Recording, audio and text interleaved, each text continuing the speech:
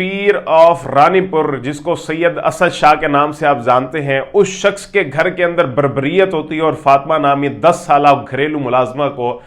शदीद तरीन तशद्दुद और टार्चर के बाद कत्ल कर दिया जाता है और वो दम तोड़ जाती है। सीसीटीवी फुटेज आप सब ने देख ली कि किस तरह वो फर्श पे पड़ी और अपने आखिरी सांसें ले रही है, तड़प रही है और तड़पते तड़पते उसने अपनी जान दे दी। ये सारा सानहा आपके सामने आया। मैंने भी पिछले व्लॉग में भी आपको कहा था कि मामला यहाँ तक नहीं है, मामला ये है और असल खबर ये है कि इस पूरी बस्ती के अंदर, इस पूरे इलाके के अंदर 40 से ज़ायद बच्चियाँ ऐसी हैं जो मुख्तलिफ घरों के अंदर काम कर रही हैं और उनके साथ भी इसी तरह का जहनी टॉर्चर, जिस्मानी टॉर्चर, हत्ता कि ये भी इतलात हैं कि उनके साथ जिनसी ज्यादती भी की जाती है। लेकिन क्योंकि वो गरीब हैं, इलाके वाले असर रसूख हैं, तो इसकी वजह से तमाम तर कहानियां दब जाती हैं। लेकिन मीडिया पे मामला हाईलाइट होने के बाद अब तमाम लोग आहिस्ता आहिस्ता अपनी तमाम दास्तानें बताते जा रहे हैं। फातिमा ही की जो एक कज़न है जिसका नाम उजाला है, उसका बयान सामने आया है। उसने कहा कि मैं तकरीबन 2.5 साल पहले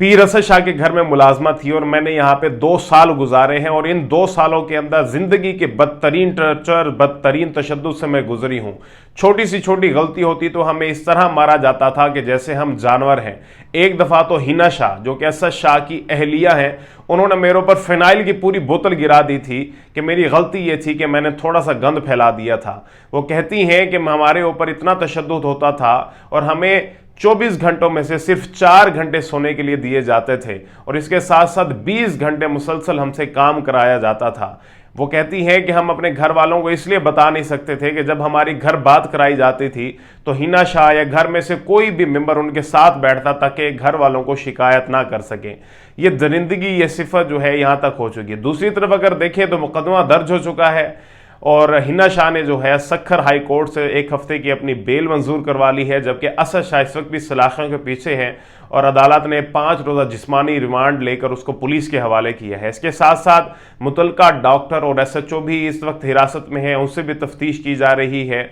और DIG का कहना है कि हम हत्तुल वसी कोशिश करेंगे इसको मुकदमे को मंतकी अंजाम तक पहुँचाएँ। देखिए, पाकिस्तान के अंदर नाजरीन कानून बहुत हैं, बड़े सख्त से सख्त कवानीन हैं, लेकिन पाकिस्तान के अंदर ये हिस्ट्री है कि किसी भी मुकदमे को, कानून को नाफिज नहीं किया जाता और कोई भी मुकदमा आज तक अपने मंतकी अंजाम तक नहीं पहुंचा, कोई भी मुजरिम सजा तक नहीं पहुंचा। उसकी नतीजा ये कि एक तो नाकिस तफ्तीश, सियासी रसूख, वडेरा सिस्टम हमारे पाकिस्तान का और खुसूसन अंदरून सिंध जहाँ ये वाक़या हुआ है, ये वो चीज़ें हैं, बुराइयाँ हैं जो कि इस सारे सिस्टम को दीमक की तरह चाट रही हैं। आप देखिएगा, मेरी बात रिकॉर्ड पर रख लें कि आने वाले 2-4 हफ्तों में ये खबर आएगी कि इस बच्ची के वालिदैन ने पीर असद शाह के साथ सुलहनामा कर लिया है। वो सुलहनामा चाहे वो पैसा देकर हो, चाहे वो प्रेशराइज करके हो, चाहे वो धमकियाँ देकर हो, लेकिन आप देख लीजिएगा कि 1 से 2 महीने के अंदर ये मुकदमा ख़त्म हो जाएगा और ये पीर असद फिर बाहर दंदनाता हुआ फिरेगा। पाकिस्तान के अंदर कानून की हैसियत ये है और गरीब अवाम की हैसियत ये है।